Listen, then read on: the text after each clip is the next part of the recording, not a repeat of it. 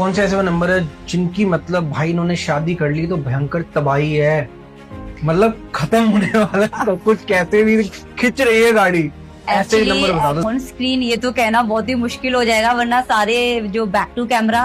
But हाँ, chances बढ़ जाते हैं कि इनकी लड़ाइयाँ ज्यादा हो सकती है। चलो ये हाँ, बस ये है। हाँ, नेचर वाइज अगर आप कहें तो जैसे 8 की 4 से बिल्कुल नहीं बन सकती, क्योंकि 4 वाला होगा बोलेगा मैं 4 गुना, 8 वाला बोलेगा भाई मैं 8 गुना हूँ।